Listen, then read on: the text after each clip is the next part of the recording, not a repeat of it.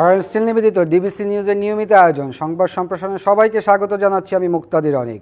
দিনের বাছাই করা সংবাদ এবং এর পর্যালোচনা নিয়ে সংবাদ সম্প্রসারণে আজ অতিথি হিসেবে স্টুডিওতে আছেন দৈনিক যুগান্তরের সিনিয়র সহকারী সম্পাদক মাহবুব কামাল এবং জাতীয়তাবাদী আইনজীবী ফোরামের মানবাধিকার সম্পাদক ব্যারিস্টার সৈয়দ এজাজ কবির। স্বাগত আপনাদের সংবাদ সম্প্রসারণে। মাহবুব কামাল, হুদা কমিশনের করা একাদশ জাতীয় নির্বাচনে দুর্নীতি খুঁজতে মাঠে নামছে দুদক। আমার প্রশ্ন, শেখ হাসিনা কেন এটা করলো? বিএনপিকে কেন তখন মাত্র 6টি সিটের দেওয়া হলো? তো দুদকের যে ইনভেস্টিগেশনের প্রক্রিয়া, এটা পরে আসতেছি। আপনি যে প্রশ্নটা করলেন সেটার আগে উত্তর দেই। দেখেন, এইটা হচ্ছে, এই যে 6টা সিট দিল না, এইটা হচ্ছে থিওরি অফ টোটালিটারিয়ান, সর্বাত্মকবাদী থিওরি। আমরা এই গত 53 বছরে রাজনীতিকদের, বিশেষ করে ক্ষমতাসীনদের সর্বাত্মকবাদী আচরণ লক্ষ্য করছি। এই 53 বছরে কিন্তু সবাই আমরা তাই দেখছি। এইটা কেন সর্বাত্মকবাদী হয়, ক্ষমতাসীনরা কেন সর্বাত্মকবাদী হয়, সেটার একটা কারণ হচ্ছে যে এই দেশে উইনার টেক্স অল। যারা বিজয়ী হয় তারা সব কিছু নিয়ে নেয়। সব কিছু নিয়ে নেওয়ার ফলে হয় কি, তারা মনে করে ক্ষমতাসীনরা যে বিরোধী দলে যদি আমরা যাই, মানে নির্বাচনে যদি হেরে যাই, তাহলে তো আমরা নো হোয়ার, আমাদের তো কোনো মূল্য নাই। তো ফলে মূল্যহীনভাবে কেন আমরা সমাজে থাকবো, সবসময় আমাদের একটা প্রভাব থাকবে, প্রতিপত্তি থাকবে। এই দেখেন, আমাদের দেশ পাকিস্তান এবং ধরেন মিডল ইস্টের যে আরব বসন্তের যে দেশগুলো আমরা দেখি, দেখেন ওখানে সরকারের পতন হয়েছে কিন্তু আন্দোলনের মাধ্যমে, অভ্যুত্থানের মাধ্যমে। আমাদের এসব জায়গায় হয়, আমাদের এখানে ইরশাদের আমলে অভ্যুত্থান, এটা অভ্যুত্থান, আরব বসন্ত সব অভ্যুত্থান হচ্ছে, পাকিস্তানেও এরকম হয়। এটার কারণটা কি? ওয়েস্টে যারা সভ্য দেশ, সেখানে সরকারের মানে মাঝখানে যদি সরকারকে আমি রাখবো না ভাবি যে না, এই সরকারকে রাখা যাবে না, তাহলে কি হয়? পার্লামেন্টে নো কনফিডেন্স বিল আনা হয়, অনাস্থা প্রস্তাব আনা হয়, এবং একটা শান্তিপূর্ণভাবে নো কনফিডেন্সে ওই ক্ষমতাসীনরা হেরে গেলে তারা ক্ষমতা ছেড়ে দেয়, অন্য মানে কি মাইনরিটিরা আবার গভর্নমেন্ট ফর্ম করে, অথবা মিড টার্ম ইলেকশন হয়। এই তো নিয়ম। কিন্তু আমাদের এখানে কি হয়? আমাদের এখানে হচ্ছে যে বল প্রয়োগের মাধ্যমে ক্ষমতা করে। এটার কারণ কারণটা হচ্ছে যে এখানে বিরোধী দল যাওয়া মানে হচ্ছে নির্যাতিত হওয়া, বিরোধী দল যাওয়া মানে নিষ্পেষিত হওয়া, এবং সমাজে কোনো দাম থাকবে না। যদি এইটা রেমেডি একটা আছে, রেমেডিটা হলো যে যদি বিরোধী দল এবং সরকারি দলের যদি সমান মর্যাদা প্রতিষ্ঠা করা যেত, যে বিরোধী দল আর প্রাইম মিনিস্টার এবং অপোজিশনের লিডারের মধ্যে কোনো পার্থক্য নাই, Prestige, social dignity, rights, privileges সব একই যদি থাকতো, তাইলে কিন্তু এই ক্ষমতা আঁকড়ে ধরা এবং ক্ষমতায় যাওয়ার জন্য যে প্রাণপণ লড়াই, এটা আর হতো না। যেমন ইংল্যান্ডে কি হয়, যে ইংল্যান্ডে তো আপনার ওয়েস্টমিনিস্টার ডেমোক্রেসি, তো সেখানে প্রাইম মিনিস্টার এবং অপোজিশনের লিডার এর মধ্যে কিন্তু কোনো পার্থক্য নেই। দুজনেই কিন্তু both of them enjoy same privilege, same right, same, মানে সব কিছুই একই রকম। বাংলাদেশও তো হয়েছে সেম প্রিভিলেজ। অপোজিশন যে লিডার হয়, সংসদের বিরোধী দলীয় নেত্রী, সে তো সেম প্রিভিলেজটাই পায়। না, সেম প্রিভিলেজ সেম প্রিভিলেজটা কি পায়? সেটা হচ্ছে যে রেড পাসপোর্ট, তারপরে হচ্ছে ট্যাক্স ফ্রি গাড়ি, ভাতা, এগুলো পায়। কিন্তু হ্যাঁ, সোসাইটিতে যে একটা যে মানে সমান মর্যাদা, হ্যাঁ, বা সেটা তাও কি আমরা 10 বছর সেটা দেখছি। ধরেন সমান মর্যাদা বলতে আসলে এখানে কি মানে সমান মর্যাদা মানে ধরেন যে বিরোধী প্রাইম মিনিস্টার আর অপোজিশন লিডারের মানে ইকুইভ্যালেন্ট করতে হবে। ইকুইভ্যালেন্ট না করলে তো এটা হবে না। আমরা এটা দেখছি 10 বছর দেখছি, 91 থেকে 2001 পর্যন্ত আমরা দেখছি। এরপরে এই 53 বছরে, এই 10 বছরই আমরা এটা দেখছি, এছাড়া দেখি নাই আর কি। সবাইকেই অভ্যুত্থানের মাধ্যমে। আপনি যদি ইকুইভ্যালেন্ট করে ফেলেন, তখন পিপলস ডিজায়ার নিয়ে কথা বলবে কারা দেন? আমি ধরলাম যে ইকুইভ্যালেন্ট প্রেস্টিজ, হ্যাঁ, সে তো পাবলিকের কথা বলবে পার্লামেন্টের ভেতরে, পার্লামেন্টে সে কথা বলবে। But as far as social life is concern, সামাজিক জীবন যেটা, সেই সামাজিক জীবনেও তার মর্যাদা থাকবে। কিন্তু সেটা কি থাকছে? আমরা রওশন এরশাদকে দেখেছি তো, পারেননি তো। উনি তো অপোজিশন লিডার ছিলেন, মোটামুটি আমরা জানি যে মোটামুটি ইকুইভ্যালেন্ট একটা পপুলারিটি বা বলি ইকুইভ্যালেন্ট হ্যাঁ, রসন সাহেব তো ওরকম বিরোধী দল না। এটা তো এই যে এখন একটা মানে বাজে শব্দ ব্যবহার করতে হয়, মানে যাই হোক, যেমন এরশাদের আমলে রব সাহেবকে বলা হয়তো গৃহপালিত বিরোধী দল, সেটা ইয়ে না। আমার কথাটা হচ্ছে যে মানে যদি ইকুয়াল রাইটস থাকে বা সম্মান যদি থাকে সবার, তাইলে কিন্তু এই নির্বাচনে কেন আমাকে জিততে হবে বা কেন আমাকে হারতে হবে, মানে জোর করে ক্ষমতা থাকতে হবে, দরকার পড়ে না তো। আমি বিরোধী দলে গেলে একই জিনিস, আমি ব্যবসা বাণিজ্য থেকে শুরু করে আমি যা সরকারি দল যা করতে পারে আমি যদি তাই করতে পারি, তাহলে তো আমার ওই চেয়ারে বসার কোনো দরকার নেই, তাই না?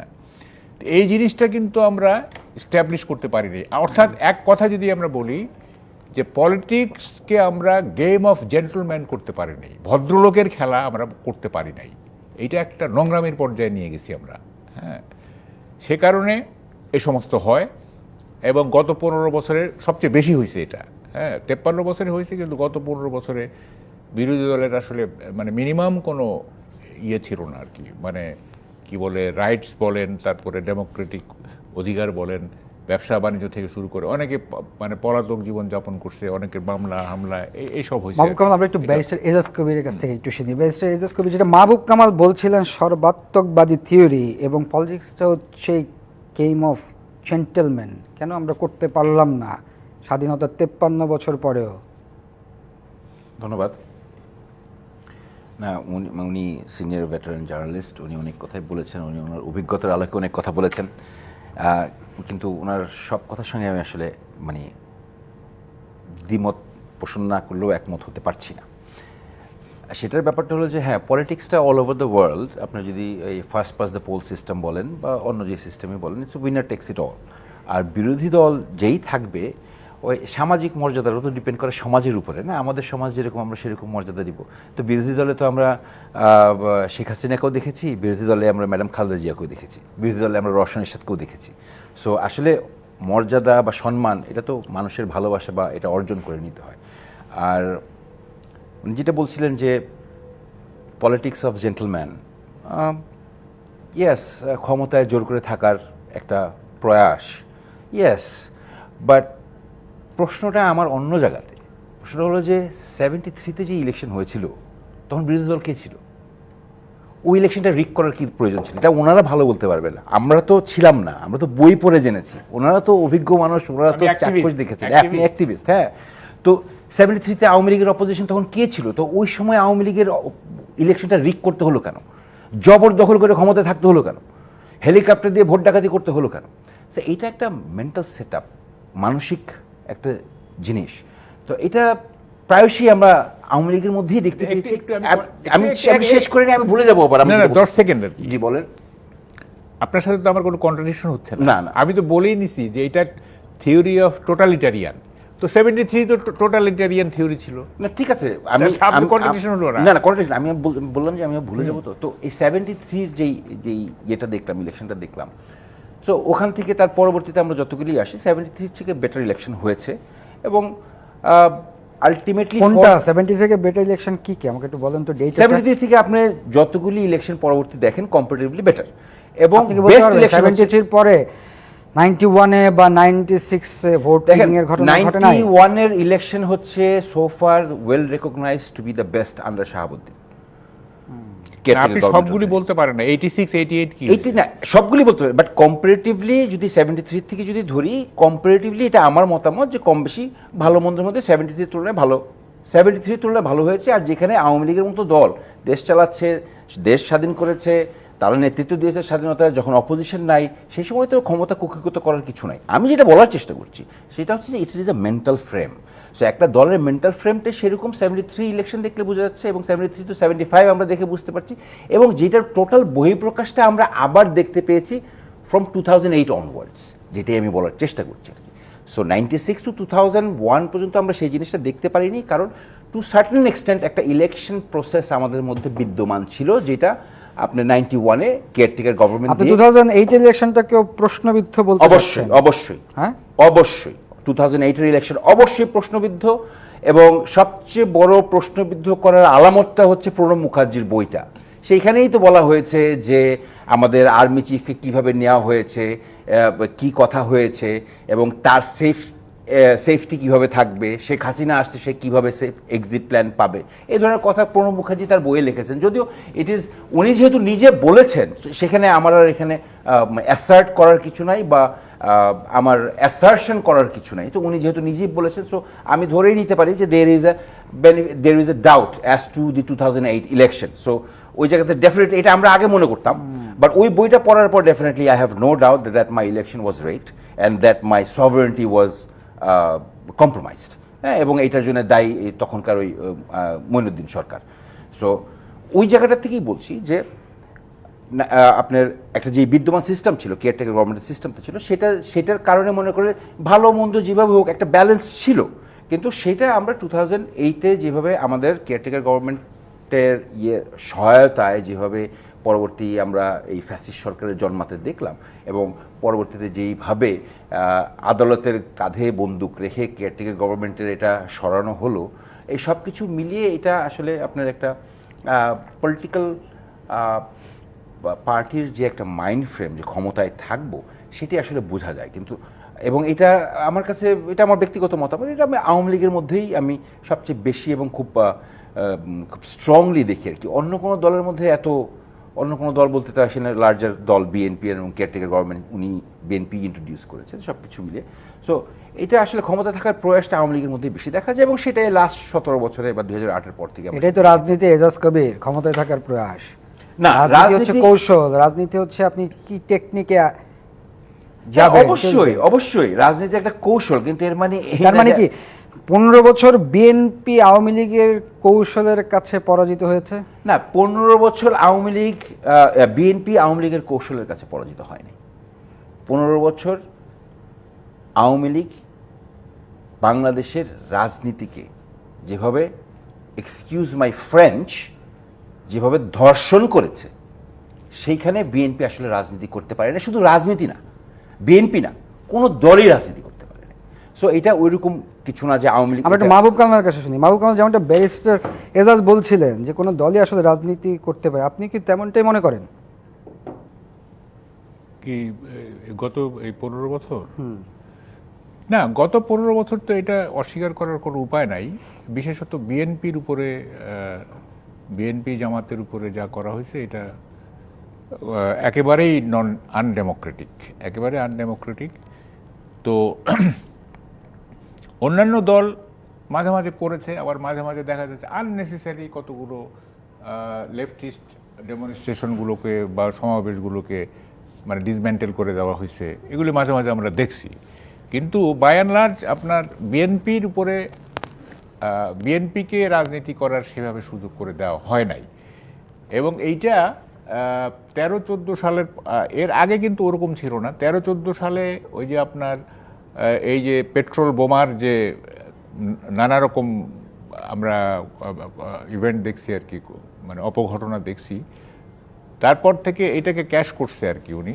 হ্যাঁ, উনি ক্যাশ করে তারপরে মামলা হামলা এই সেই ইত্যাদি এইসব করে টোরে বিএনপি আর ভার্চুয়ালি দাঁড়াইতেই পারে নাই। হ্যাঁ, এবং বড় জনসভাগুলো কয়েকটা করছে, কিন্তু শেষে যে 28 অক্টোবরের যেটা লাস্ট, যেটা আর কি, যেটা ডিসমেন্টেল করে দেওয়া হলো, সেটা তো খুবই খারাপ কাজ করছে। যাই হোক, এখন কথা সেটা না, কথাটা হচ্ছে যে আমরা যে জায়গাটা ছিলাম, যে টোটালিটারিয়ান মানসিকতা, এইটা আমাদের রাজনীতিকদের হচ্ছে, মানে এই সাইকিটা হচ্ছে আমাদের ফেয়ার ডেমোক্রেসি চর্চার ক্ষেত্রে সবচেয়ে বড় বাধা।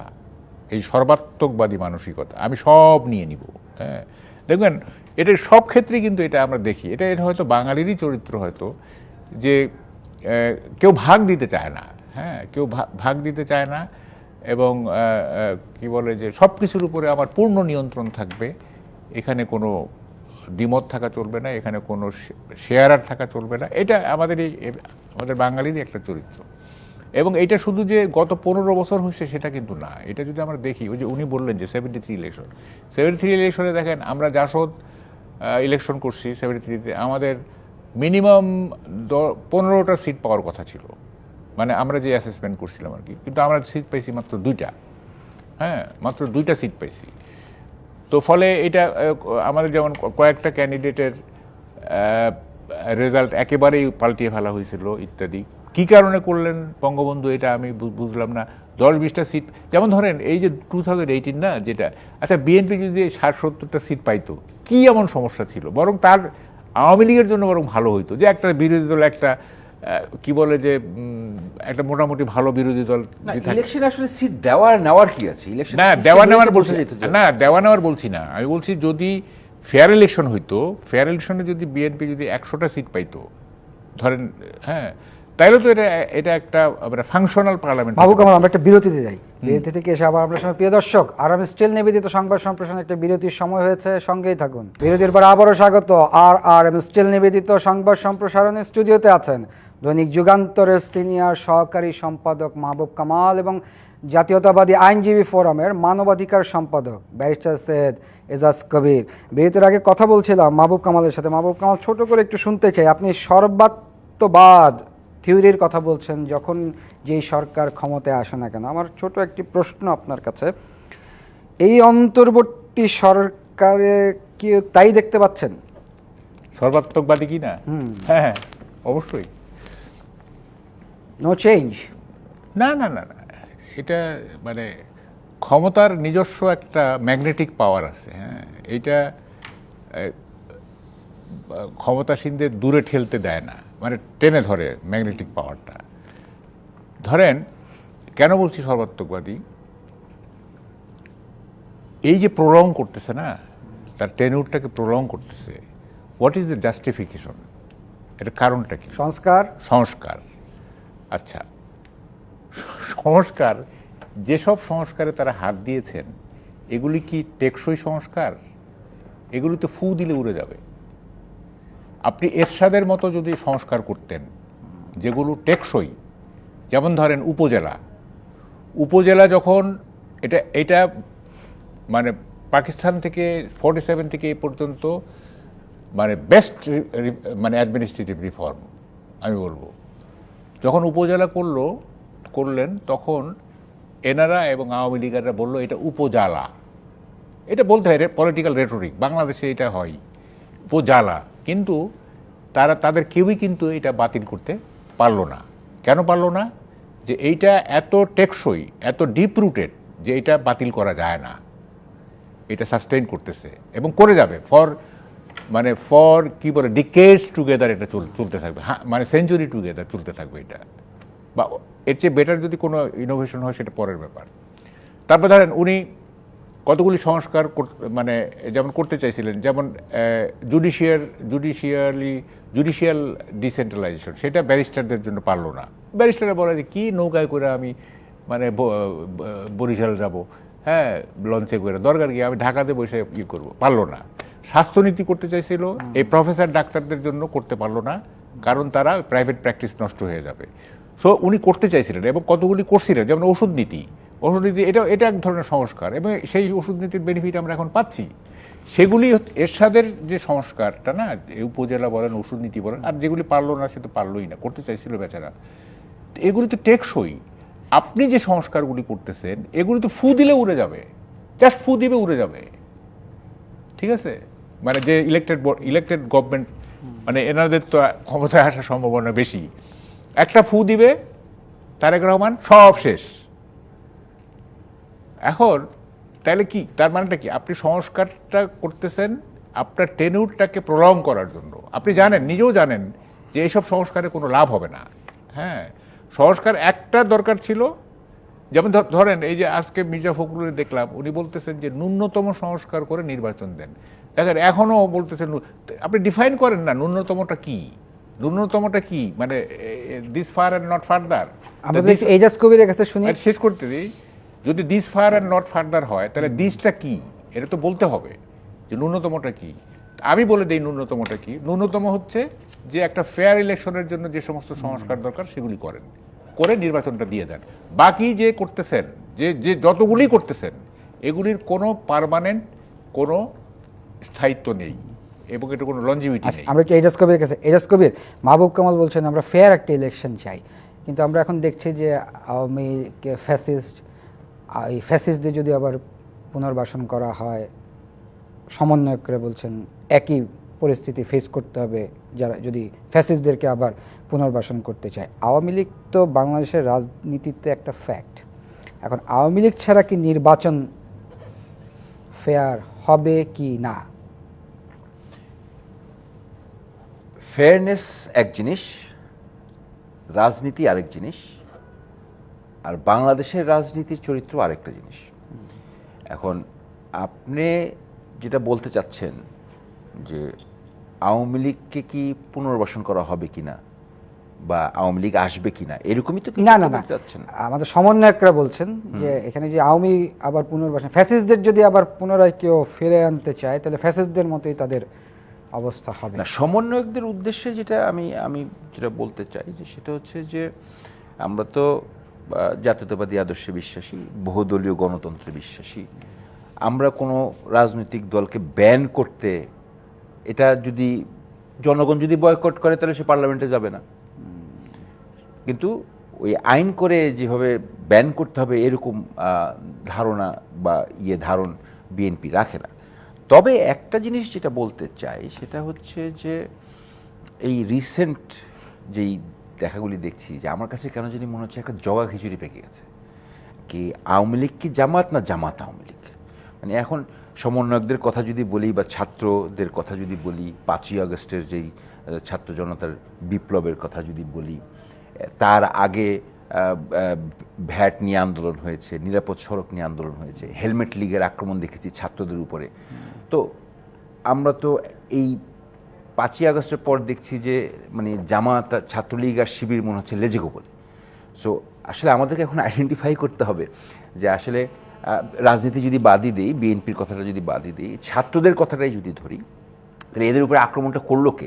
যে ভ্যাট নিয়ে যে আন্দোলন করলো, তারা নিরাপদ সড়ক নিয়ে আন্দোলন করলো, তখন হেলমেট লীগ নিয়ে হলো। এই যে 5ই আগস্টের পর এখন দেখা যাচ্ছে যে শিবিরের ওরাই আওয়ামী লীগে ছিল, তারা বলতে যাচ্ছে ইনার স্যাবোটেজ করেছে, এরকম একটা ভাব নিতে চাচ্ছে। বা আবার দেখা যাচ্ছে আওয়ামী লীগের এখন জামায়াতের নেতা হলো, পত্রিকায় দেখলাম।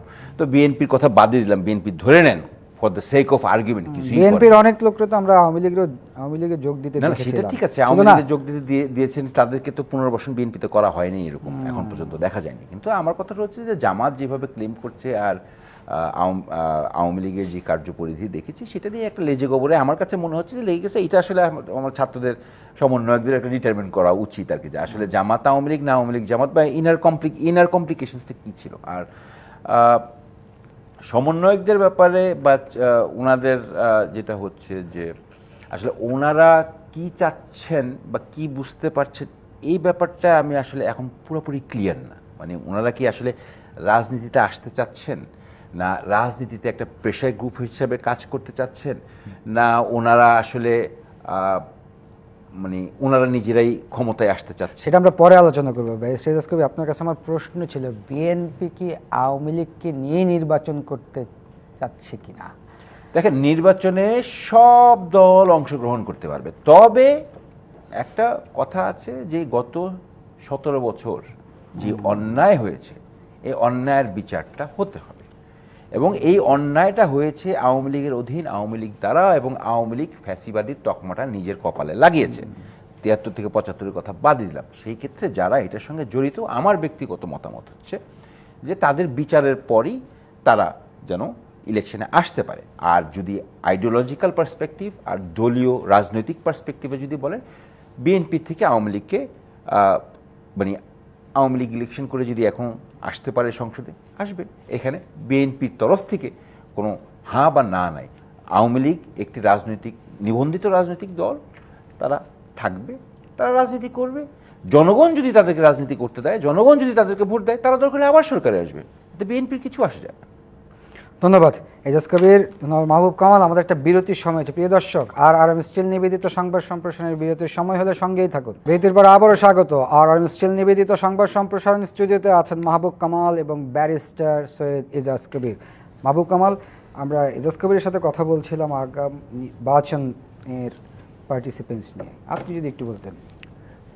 আমি বলবো কি জানেন, এই গভর্নমেন্ট খুব উভয় সংকটে আছে। এটাকে বলে ইংরেজিতে বলে হর্নস অফ এ ডিলেমা। সেটা হচ্ছে সরকার যদি এই ছাত্র তথা এই কি নাগরিক কমিটি নাকি তার একটা দল করবে যেটা সেটাকে যদি জিতিয়ে আনতে চায় তাহলে তাকে ম্যানিপুলেট করতে হবে ইলেকশন। ম্যানিপুলেশন ছাড়া এদেরকে জিতিয়ে আনা যাবে না।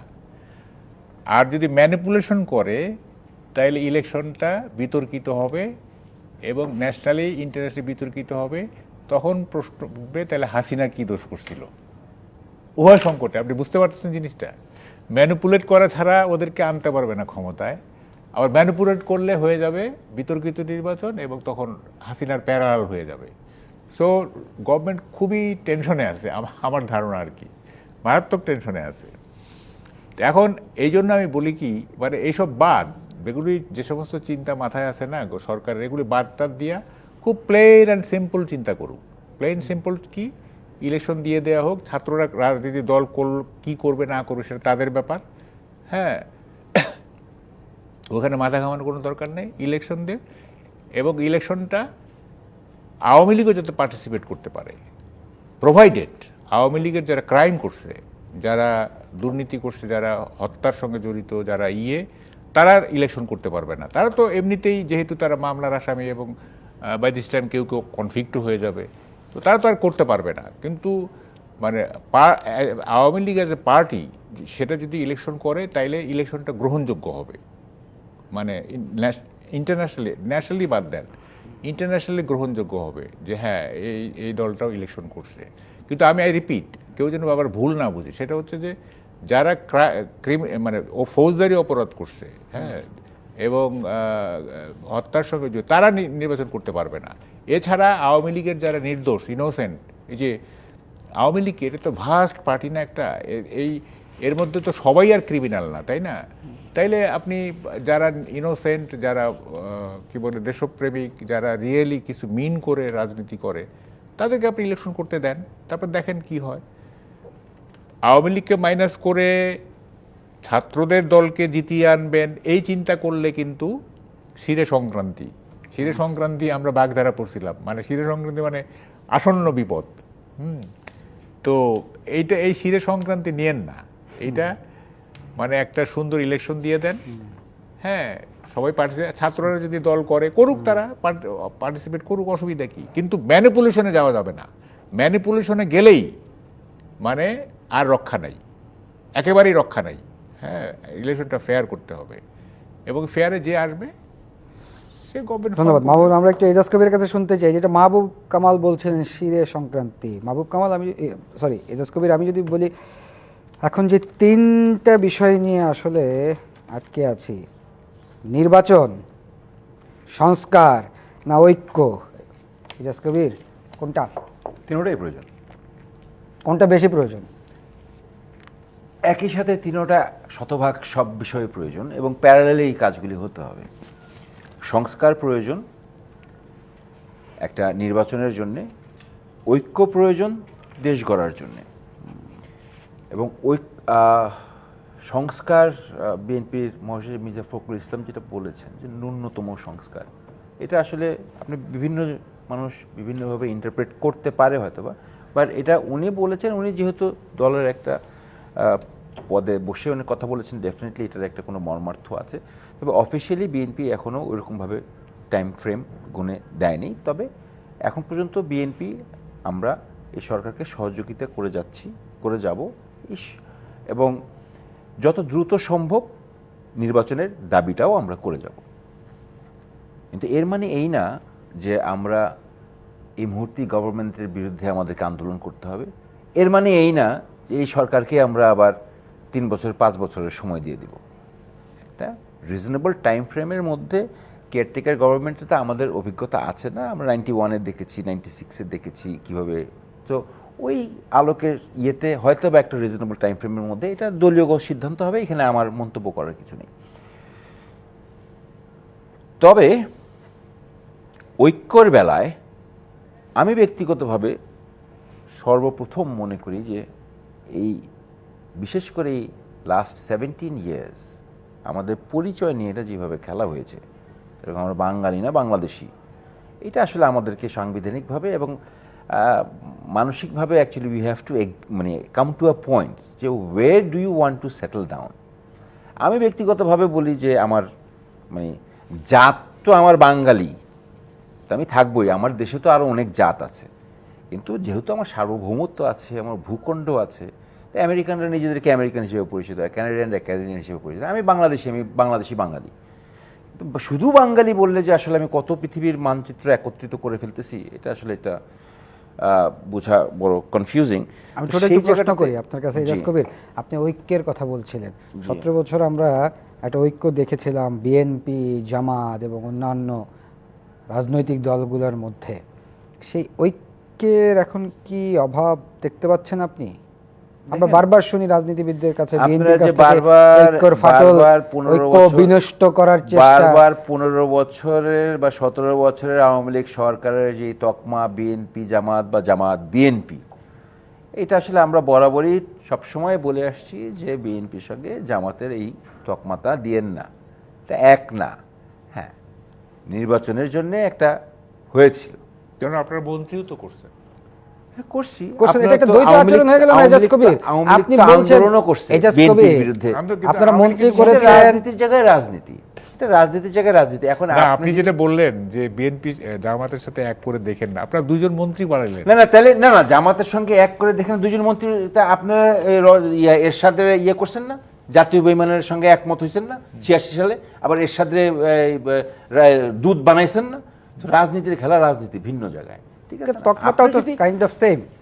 কোনটা না, যদি আপনি কম্পেয়ার করতে চান, রাজনৈতিক ইতিহাস যদি দেখেন, উনি আরো ভালো বলতে পারবেন। আওয়ামী লীগ আর Jamaat was always on equal footing. Ejaz Kabir, আমাদের হাতে সময় বেশি নাই। ধন্যবাদ এজাজ কবির, ধন্যবাদ মাহবুব। প্রিয় দর্শক, এই ছিল RRM স্টিল নিবেদিত সংবাদ সম্প্রসারণ। ডিবিসির সঙ্গেই থাকুন।